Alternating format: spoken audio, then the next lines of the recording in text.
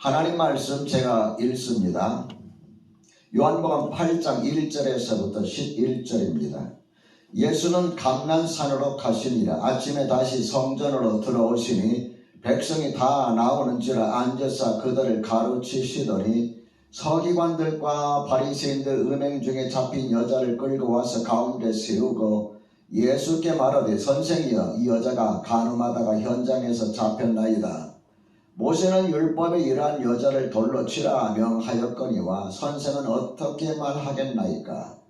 그들이 이렇게 말하면 고발할 조건을 얻고자 하여 예수를 시험하미러라. 예수께서 몸을 굽히사 손가락으로 땅에 쓰시니 그들이 묻기를 마지 아니하는지라. 이에 일어나 이르시되 너희 중에 죄 없는 자가 먼저 돌로 치라 하시고 다시 몸을 굽혀 손가락으로 땅에 쓰시니 그들이 말씀을 듣고 양심의 가책을 느껴 어른으로 시작하여 젊은이까지 하나씩 나아가고 오직 예수와 그 가운데 섰는 여자만 남았더라. 예수께서 일어나사 여자 외 아무도 없는 것을 보시고 이르시되 여자여, 너를 고발하던 그들이 어디 있느냐? 너를 정죄한 자가 없느냐? 대답하되 주여 없나이다. 예수께서 이르시되 나도 너희를 정죄하지 아니하노니 가서 다시는 죄를 범하지 말라 하시니라. 아멘. 오늘 하나님께서 저와 여러분에게 주시는 말씀은 요한복음 8장 1절에서부터 11절입니다. 이 말씀을 통하여 우리 중에 죄 없는 자가 누구일까요? 우리 중에 죄 없는 자가 누구일까요? 이런 제목으로 말씀을 전하겠습니다. 여러분 반갑습니다.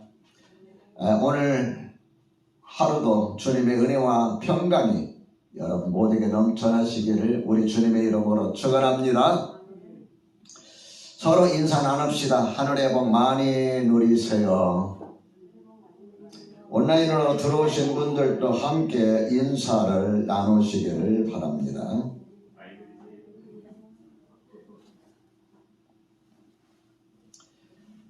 제가 올해 목회 계획을 세울 때 올해는 하나로 교회에 평생직을 세우고 그 평생직인 일꾼들을 세우고 또 전도에 집중하려고 이런 마음을 먹고 있었습니다. 그런데 이렇게 우리가 정신을 차리고 뭔가를 하려고 할 때 사탄도 가만히 있질 않습니다. 어떻게 해서든지 교회를 넘어뜨리고 또 목회자인 저를 넘어뜨리려고 갖은 시험을 가정들에게 주고 교회에 주고 제게도 이렇게 주는 것을 저는 느낍니다. 그럴지라도 우리가 결코 쓰러지지 않을 것을 우리 주님께서는 아십니다. 왜냐하면 교회 머리 되시는 분, 우리 주님 되신 분은 죽음의 권세를 이기시고 사단의 권세를 이기신 예수님이시기 때문입니다. 그 예수님께서 능력으로 교회를 붙드시고 계시며 또한 저와 함께 하시고 여러분과 함께 하시는 것을 믿으시기 바랍니다. 이제 폭풍같이 몰아쳤던 이런 어려움들도 서서히 물러가는 줄 믿습니다. 여러분, 우리가 어려움을 이겨낼 수 있는 실제적인 이유는 뭘까요? 궁극적으로는 우리 주님께서 이 교회를 붙드시고 여러분을 붙드시고 저를 붙들고 계시지만 실제적으로 우리가 어려움을 이겨낼 수 있는 그 이유는 바로 기도입니다. 우리들의 기도, 합심기도, 작정하고 함께 기도하는 새벽 작정기도, 그리고 여러분이 수시로 하는 그 개인 경건의 시간들, 이런 시간들이 여러분과 저를 흔들리지 않게 붙들어주는 겁니다. 여러분, 기도를 결코 포기하지 않기를 우리 주님의 이름으로 축원합니다. 오늘 본문의 말씀을 통해서 하나님께서 우리에게 세 가지 메시지를 주시는데요. 첫째로, 우리가 사람을 함부로 판단해서는 안 된다는 사실입니다. 요한복음 7장과 8장은 계속해서 연결된 말씀입니다. 예수님께서 초막절, 유대인의 큰 명절 중에 하나인 초막절 또는 장막절, 이 장막절 아마 중간 정도 되어서 예루살렘에 올라가셨습니다. 그리고 그날 장막절의 마지막 날이 큰 행사가 있는 날인데, 이 큰 날에 예수님께서 예수 믿는 자들에게는 생수의 강이 흘러 넘치리라 하는 메시지를 주십니다. 예수님의 이런 말씀을 들은 많은 사람들 중에서 어떤 사람은 예수님을 참 선지자라 이렇게 믿는 사람이 있고, 또 어떤 사람은 더 나아가서 이분이야말로 우리가 기다리던 메시아 그리스도라 이렇게 말하는 자도 있고, 그런가 하면 어떤 자는 아니다, 세상을 현혹시키는 미혹하는 자다 이렇게 말하는 자도 있었습니다. 그 중에 대표적인 사람들이 누구냐면 하나님 앞에 백성들을 위해서 대신 제사드린 대제사장, 또 하나님의 말씀을 보존하고 가르치는 서기관들, 하나님을 세상에서 제일 잘 섬긴다고 자부하는 바리새인들, 이 사람들은 예수님을 어떻게 평가했느냐? 세상을 미혹하는 자라. 그래서 사람들을 보내서 예수님을 끌고 와라 이렇게 명령까지 내렸어요.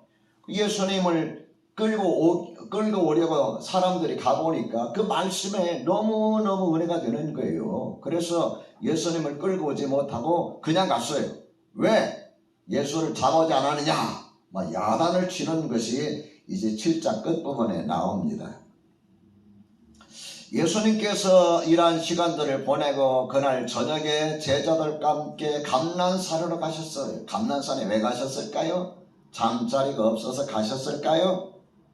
예수님께서 감난산에 올라가시는 이유는 대개 기도하시기 위해서 올라가십니다. 제가 생각할 때 예수님께서는 감난산에 올라가셔서 밤새도록 기도하시고 그 다음에 아침이 되셔서 다시 감난산에서 내려오셔서 성전으로 가셨는데, 예수님께서 성전에 오셨다 하는 이야기를 듣고 많은 사람들이 성전에 몰려옵니다. 꾸역꾸역 몰려옵니다. 그래 몰려오는 사람들에게 하나님의 말씀을 가르치기 시작하는데, 예수님을 세상에 미혹하는 자라고 여겼던 이 사람들, 특히 바리새인들, 자칫 의롭다고 하는 바리새인들이 어떤 한 여인을 끌고 온 거예요. 그 여인은 평소에 투명히 온전하지 못한 여인이었습니다. 어떤 일이 있었느냐 하면 여인이 다른 남자하고 이런 벗어난 행동을 하는 그런 현장에서 가차없이 그 여인을 막 끌고 나온 거예요. 예? 탈선한 그 현장에서 여인을 끌고 나온 거예요. 그 여인은 이 바리새인들에 의해서 막 끌고 나오는데 얼마나 여러분 창피하겠습니까? 그 여인을 성전까지 끌고 와서 예수님 앞에 딱 앞세워 놓고 하는 이야기가, 보시오, 이 여자가 간음하다가, 어떤 남자와 간음하다가 현장에서 잡혔습니다. 모세는 율법에 이런 여자를 돌로 치라 명령했는데 선생은 어떻게 말하겠나이까?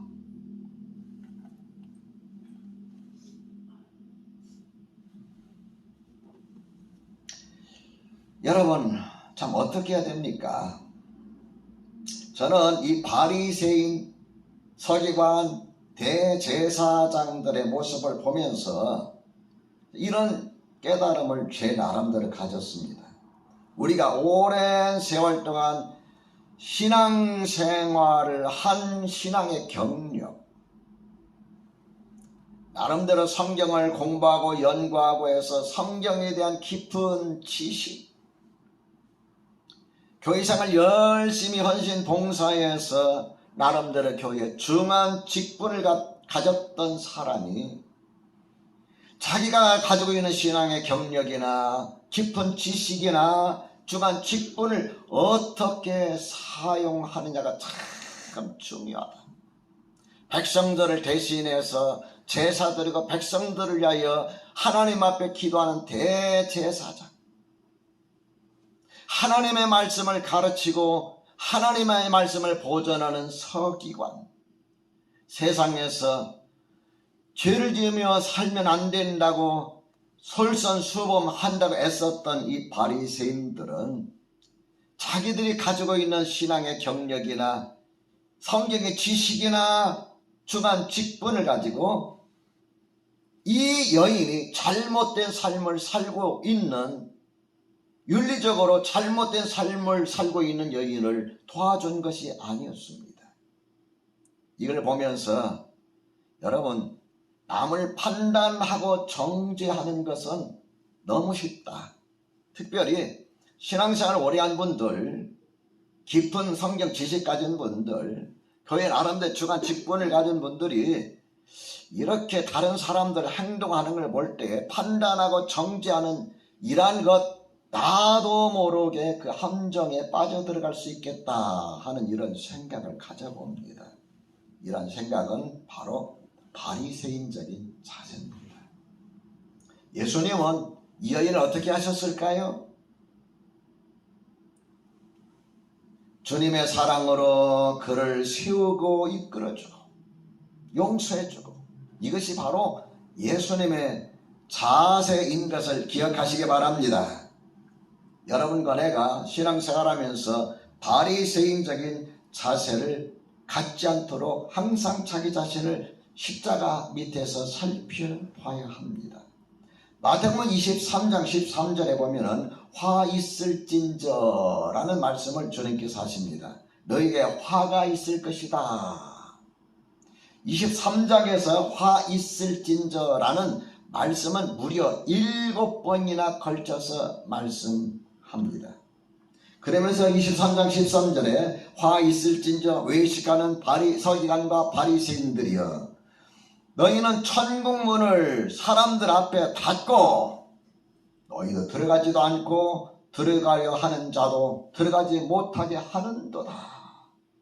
너희들이 천국문을 딱 닫아버리고 자기도 안 들어가고 남도 못 들어가게 한다. 외식이다, 그 이야기입니다. 그러면서 7번에 걸쳐서 화 있을진저 서기관들과 바리새인들이여, 너희들의 화가 미칠 것이다.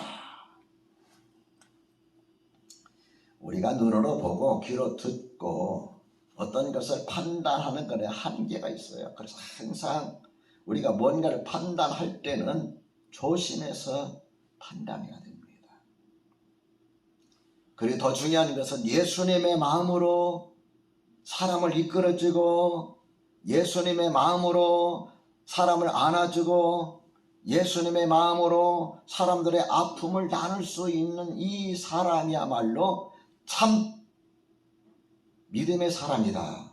저는 그렇게 믿습니다. 이렇게 살아가시길 우리 주님의 이름으로 축원합니다.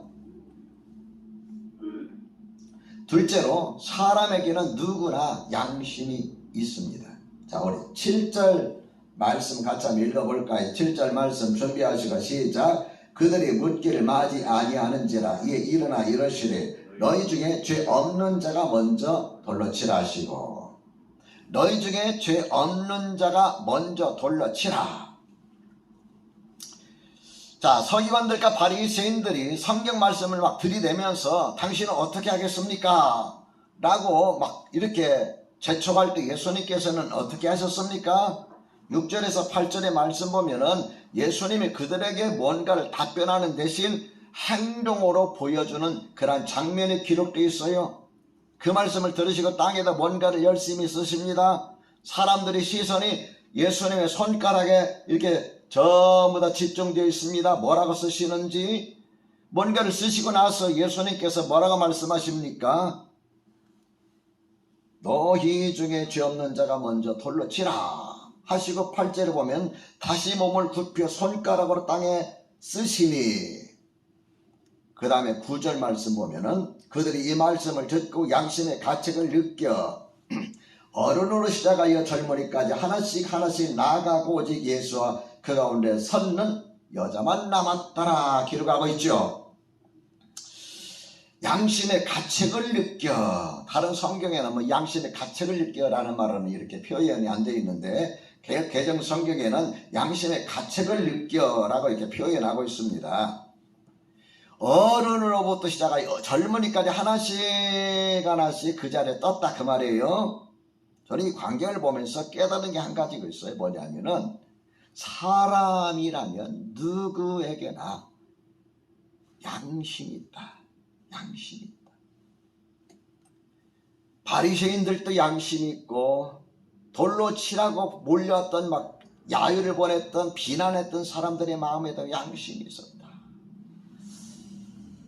양심이라는 걸 제가 사전에서 찾아봤더니 뭐라고 썼느냐면은 사물의 가치를 옳고 그름, 좋고 나쁨을 가릴 줄 알고 자기 행위에 대하여 옳고 그름, 선과 악을 판단하는 도덕적인 능력이라 그랬어요. 사람에게는 쉽게 말해 사람에게는 옳고 그름에 대한 나름대로 도덕적인 판단 능력이 그 속에는 다 있다 그 말이에요. 심지어 강팍한 사람들을 연쇄 살인한 사람도 마지막에 예수님께 돌아오는 걸 보면은 사람에게는 그래도 누구에게나 숨겨진 양심이 다 있구나. 그런데 여러분, 이 양심이 언제 돌아올까요? 강팍한 사람, 완악한 사람, 이 양심이 언제 돌아올까요? 9절 상반절에 해답이 있습니다. 자, 볼까요? 자, 읽어봅니다. 시작. 그들이 이 말씀을 듣고 양심의 가책을 느껴. 뭘 듣고? 이 말씀을 듣고. 주님의 말씀을 듣고. 여러분, 하나님의 말씀을 들을 때, 진리의 말씀을 들을 때에, 하나님의 말씀에 귀를 기울일 때에 감춰졌던, 숨겨져 있던, 가려져 있던 양심이 작동하기 시작합니다. 여러분, 설교 들을 때 때로는 우리 마음에 찔림이 있잖아요. 그죠? 찔림이 있어요? 없어요? 아마 여러분 없을 것 같습니다만 저는 가끔 있어요. 설교 준비하면서도. 설교를 들을 때 마음에 찔림 있어요. 마음에 찔림이 있는 이 시간, 그 순간은 묻힌 양심이 다시 돌아오는 시간입니다. 믿으시면 아멘 합시다.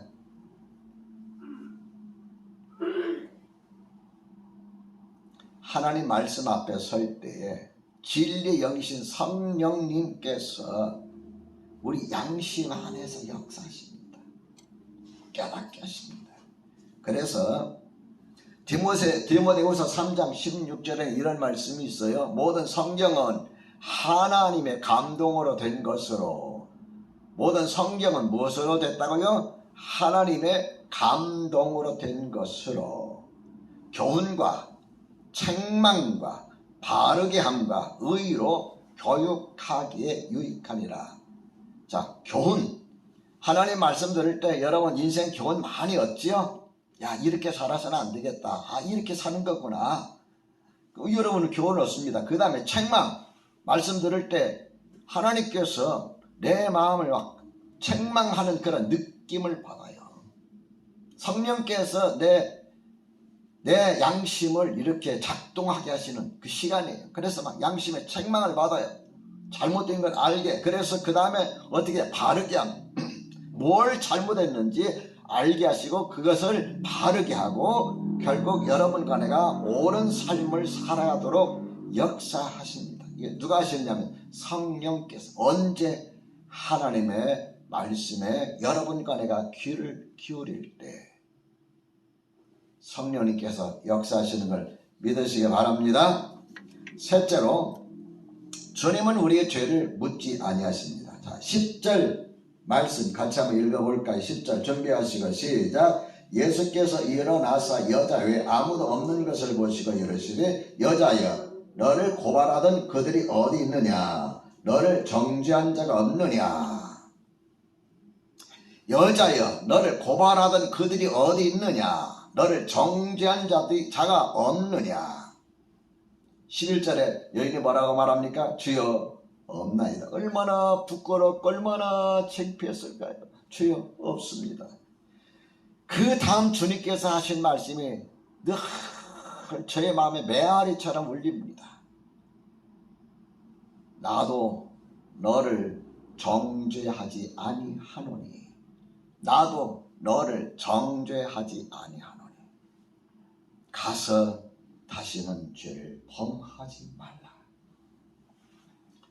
제가 19살에 예수님을 개인적으로 만나고 영접한 다음 지금까지 오랜 세월 동안 예수 믿어왔는데, 제가 예수 믿으면서 한 번도 주님께서는 저의 잘못을 지적하신 적이 없어요.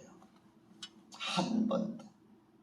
꿈에서라도, 환상 중에서라도, 기도 중에서라도, 말씀을 읽으면서라도 한 번도 나의 잘못을 콕 집어서 지적하신 적이 없어요. 우리 주님은 한 번도 나를 죄인이라고 윽박지른 적이 없으셔요. 우리는 살면서 서로 인간관계에 있어서 여러분 그러지 않아요? 잘못하면 지적하고 막 윽박지르고, 그렇지 않아요? 막. 어떤 때는 화가 나서 막 난리 법석을 떨고, 여러분 안 그럴 것 같은데 저도 이런 경향이 있어요. 그래서 제가 이 말씀의 은혜를 깨닫고 난 다음부터 고친 것 중에 한 가지가 뭐냐면은, 남의 잘못을 가능한 지적하지 말자. 그저 보고서 안타깝게 여기고 기도하자. 그러니까 우리 사모님 저한테 이런 충고를 해요. 목사님은 죄종인데 목사님이 모른 척하면은 누가 깨닫게 하고 고쳐줍니까? 말씀을 하셔야죠. 제가 언젠가 여러분에게 그렇게 말한 적이 있어. 여러분이 잘못하는 거 있을 때 지적해야 됩니까? 말아야 됩니까? 했더니 지적해야 되자 하는데, 제가 직접 해보니까 여러분 안색이 안 좋아요. 그리고 뭐라고 여러분 중얼거리냐면은, 목사님이 나를 어떻게 보고 그렇게 나를 판단하실까, 나를 지적하실까, 이렇게 말씀하시는 분이 있어요. 와, 본인의 입으로는 지적해도 좋다, 책망해도 좋다, 꾸짖어도 좋다, 때려도 좋다 해놓고, 때리기는커녕 말 한마디 이렇게 해놓으니까는 시험이 들어가지고 교회도 안 나오려고 해요. 여러분 하나님의 말씀 들으면서 그 말씀이 내 마음에 찔리고 그 말씀이 서운하면은 여러분 그 다음 주에 교회 나오고 싶어요? 안 나오고 싶어요? 솔직히 한번 이야기해 보세요. 이게 우리 마음이에요. 근데 주님은 한 번도 저와 제가 주님을 모시고 살면서, 죄종으로 살면서 너 왜 기도 생활을 그따위로 하느냐, 너 왜 설교를 그따위로 하느냐, 너 왜 목회를 그따위로 하느냐, 너 왜 열심히 안 하느냐, 너 왜 게으르고 나태하느냐, 한 번도 저를 지적한 적이 없어요. 내 능력이 그것밖에 안 돼. 다른 사람 봐라, 다른 교회 봐라, 다른 목사 봐라, 다 잘하는데 너는 그것밖에 안 돼. 네가 목사야. 주님께서 저한테 그렇게 지적한 거예요. 내가 실수할지라도, 내가 잘못했을지라도, 내가 잘못한 것을 깨닫고 돌아올 때까지 그분은 마냥 기다리십니다. 믿으시면 아멘. 내가 주님 앞에 돌아와가지고도 뭘 잘못했는지 주님께서는 전혀 추궁하지 않으셔요. 그리고 내가 스스로 잘못을 자백할 때까지 그분은 기다리고 계십니다. 믿으시면 아멘 합시다. 이 말씀을 준비하다 보니까 요한 1서 1장 9절의 말씀이 생각이 났어요. 자, 우리 요한 1서 1장 9절의 말씀 한번 찾아보실까요? 요한 1서 1장 9절. 찾으셨으면 사인 올려주시기 바랍니다. 집에서 들으시는 분들. 예배당에서 계시는 분들은 빨리 들으니까 상관없는데 집에 계신 분들 자 찾으셨나요?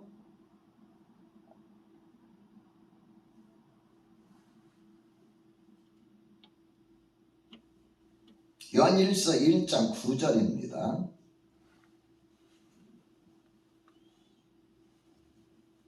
한 10분 걸릴 것 같아서 이제 읽어야 될 것 같습니다. 같이 읽어봅시다. 준비하시고 시작. 만일 우리가 우리 죄를 자백하면 우리 죄를 사하시며 우리를 모든 불의에서 깨끗하게 하실 것이요. 자 다시 한번 봅니다. 만일 우리가 우리 죄를 뭐하면 자백하면. 여러분 자백이 뭐예요? 윽박질러서 받아내는 그런 겁니까? 스스로 잘못을 뉘우치고 주님 내가 잘못했습니다. 이러한 것 잘못했습니다. 스스로가 인정하는 것이 자백이에요. 성경에서 쓰는 자백이라는 단어가. 그러니까 뭘 말합니까? 내가 주님 앞에 내 자신의 잘못을 스스로 깨닫고 뉘우치고 주님 내가 이런 거 잘못했습니다. 내가 용서를 빕니다. 라고 할 때까지 기다리신다는 거예요. 그래서 그렇게 할 때 주님은 뭐라고 하셨어요? 책망하고 나는 나에게 어떤 겁을 주고 나에게 어떤 대가를 지불하게 하고 하는 게 아니라 그는 미쁘시고 그분은 믿음직하고 믿을만하시고 또 의로운 분이셔서 우리 죄를 어떻게 하신다고 그랬어요? 사하시며 우리를 뭐해서 모든 불의에서 깨끗하게 하실 것이요 믿으시면 아멘 합시다. 얼마나 여러분 주님의 사랑이 또 크고 또 큽니까? 우리가 이런 주님의 사랑 10분의 1 아니 100분의 1만 가져도 참 살기 좋은 세상 될 거예요. 행복한 가정 될 거예요. 지적하고 싶은데 말이 이만큼 튀어나오는데 화가 막 부글부글 끓는데 뭔가를 해주고 싶은데 그냥 알밤이라도 한 대 그냥 이렇게 먹이고 싶은데 그거 참으면서 인내하고 주님 앞에서 주님 내가 용서하고 싶은데 내 마음이 이렇게 부글부글거려서 견딜 수가 없습니다. 그러면 가정은 행복해요. 주님은 우리를 아직도 내가 주님 원망하고 내가 잘못 살고 내가 믿음대로 살지 못해서 오는 고난일지라도 어려움일지라도 주님 앞에 원망하고 뭐 하면은 내가 잘못했냐 네가 잘못했지라고 말씀하시지 않으셔요. 뭐라고 하신지 아십니까? 그래 너 힘들겠구나. 그래 내 마음 아프겠구나. 내가 너를 위해서 십자가에 달려 죽었단다. 주님 그렇게 말씀하셔요. 그게 주님의 사랑입니다. 뿐만 아니라 주님은 오히려 우리에게 내일에 대한 희망을 거십니다. 가서 다시는 뭐라 그랬어요? 죄를 범하지 말라. 너 용서받고 또 할 거지? 라가 아니라 다 가서 다시는 죄를 범하지 말라. 내일의 희망을 우리에게 거시는 거예요. 변화될 내일의 나의 모습에 저는 희망을 가지시는 거예요. 너는 할 수 있어. 넌 벗어날 수 있어. 너는 용서받았으니 새롭게 살 수가 있어. 너는 새 삶을 살 수가 있어. 주님 말씀하신 겁니다. 주님은 여러분과 내가 지금까지 잘못했던 것이 아무리 많을지라도 용서하십니다. 믿으시면 아멘 합시다. 예수님 십자가에 달려 돌아가실 때 좌우편에 강도가 있었어요. 한 강도는 예수님 막 비난합니다. 지가 잘못해서 십자가형을 받으면서 예수님 막 비난합니다. 그런데 한 강도는 예수님께서 하시는 말씀 한 말씀 십자가 짊어지고 오시면서 달리시면서 하시는 모든 걸 볼 때 세상에 이런 분이 돌아가시다니 이분이야말로 진짜 하나님의 아들이시구나. 여러분 십자가형을 받으면은 십자가 크로스인데 크로시옵니다. 고통이라는 말이에요. 그냥 몸부림 몸서림치고 막 견딜 수 없어 합니다. 그러다가 그냥 그 고통에 죽는 거예요. 고통에 죽는 거예요. 그런데 한쪽에 강도가 예수님의 이런 모습을 보면서 이분이야말로 하나님의 아들이시다. 그런 마음을 가졌던 것 같아요. 주님, 당신의 나라 임하실 때 나를 기억해 주옵소서. 주님 뭐라고 했어요? 야 이놈아, 너 여태까지 그렇게 살아가지고 십자가에 달려서 죽는 주제에 뭐 나를 기억해 달라고 그러셨나요? 아닙니다. 오늘 내가 나와 함께 낙원에 있을 것이다. 용서하셨어요. 주님은 마지막까지도 지금까지도 한 번도 여러분의 죄, 나의 죄 묻지 않습니다. 자백할 때까지 깨닫고 돌아서 회개할 때까지 주님은 기다리십니다. 그리고 사랑으로 여러분을 안아주십니다. 믿으시면 아멘 합시다. 이 사랑 가운데 여러분 살아가시기를 죄 이름으로 축원합니다.